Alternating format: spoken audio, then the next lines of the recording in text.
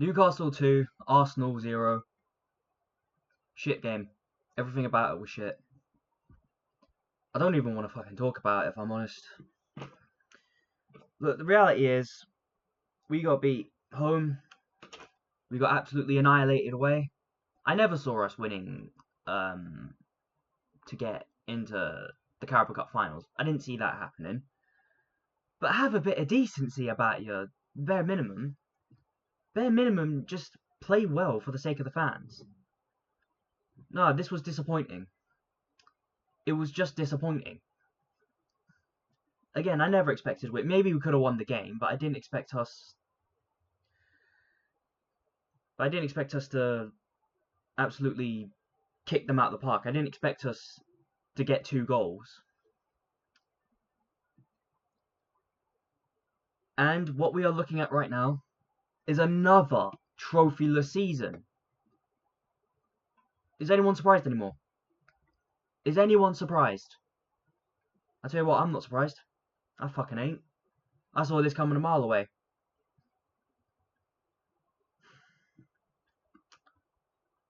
You look at how we played though, right?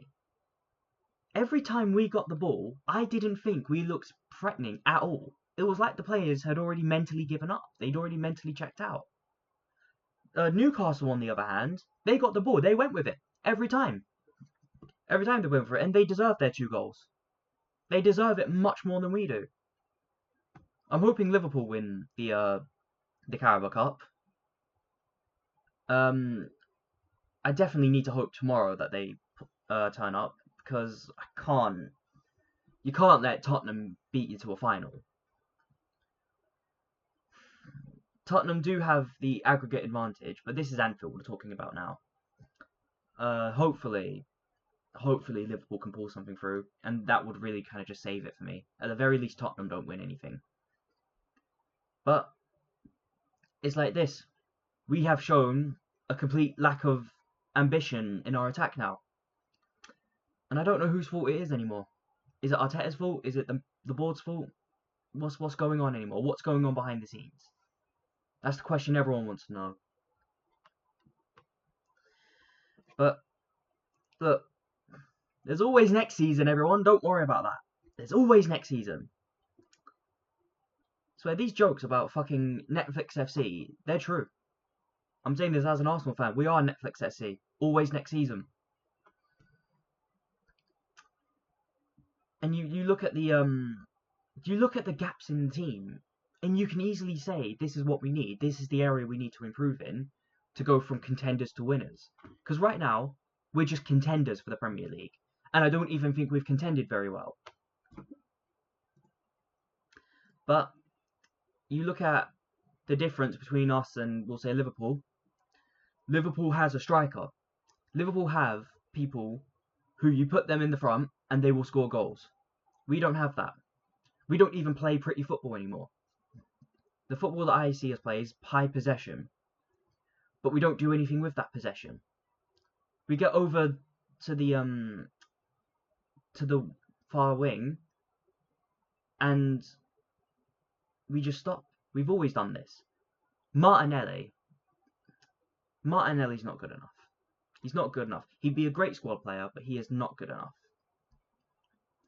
Kai Havertz. Do I even want to talk about him at this point? Do I have to say anything more? Kai Havertz is not good enough. He's not a striker. He's not even an attacker at this point. He's not an attacker. He's better off playing in the midfield. I don't even think he'd be good attacking midfield, just midfield. And yet this is the guy who I'm meant to say, oh yeah, he's our striker, he's our goal scorer, he's the guy who's going to take us to the next level. Fuck off. I don't know why Arteta put so much trust in him. I do think that sometimes the criticism he gets is a bit much, but today he deserves full criticism. Everything that he gets. You're just sick of seeing it now. Either way, let's take a look at our player ratings. And I'm gonna be honest, I have to look this up because I don't even know who was playing anymore.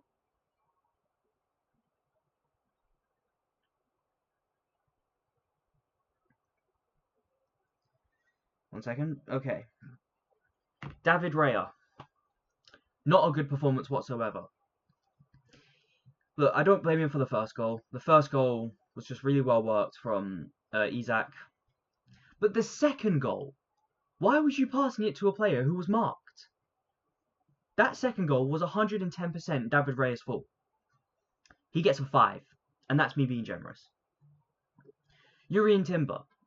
I appreciate how he moved in, how he went over and actually attacked the defense. Couldn't really get past them though. Didn't create a lot. He did make a few mistakes, but nothing too crazy. I'll give him a 6. William Saliba. Saliba dropped an absolute stinker today. Absolute stinker. He gets a 5. Gabriel, 5. Didn't think he was all that much either. Lewis Skelly. I'll be fair to the kid. He did do alright. He somewhat held. He did pressure the defense, but other than that, didn't really do much. He gets a 6. Declan Rice. With Declan Rice, he made that one reckless tackle. Other than that, I can't really say much of what he done. He held the ball. He passed it around, tried to get it forward. I respect that. I'm going to say Declan Rice gets a 7, and he's my man of the match. Thomas Partey. He played holding. Tried to hold it, but he couldn't really do anything. He gets a 6. Odegaard, 6. Martinelli, look, I hope that injury isn't serious, because the last thing we need now is another attacking player injured. If he's injured, then we are at our wit's end now. We are spread paper thin. But I can't really rate him. He didn't play enough. So I can't really give him a rating, I don't think. Leandro Trossard didn't really do anything. He got the ball. He kind of just made a few runs over to the left wing and did what we always do. Stopped. He either stopped, he started passing around to the midfield. Was not a very impressive performance. He gets a 6. Kai Havertz. He gets a 4. He was absolutely abhorrent today. And you look at some of the things that he was doing. He did try to win fouls and stuff like that, but you look at it, the way he plays, he's not a striker. He doesn't even want to play striker anymore. He runs off to the wide wing. He tries to win the ball in the wing. He tries to play it. He's the one that's crossing the ball in. So why is he playing in the striker position? No, not good enough. He gets a 4. Couldn't even stay in position. Arteta.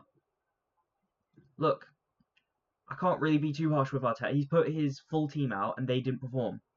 People are going to be harsh with Arteta, but look, at the end of the day, Arteta, this game, wasn't really responsible for what happened. Those substitutions he made, realistically, they kind of just felt like, oh, I've given up at this point, though. Arteta gets a 6. Fans, they get a million. They get a fucking million. Because they travelled all that way to watch that sack of shit, knowing full well that we were at the disadvantage. They should be compensated for their travel. But anyways, that's it for me. I don't really want to see this kind of stuff again. This is a day to forget. My whole day's ruined. Like and share if you can. Subscribe. It really helps the channel. And I will be seeing you in our next match preview. Goodbye.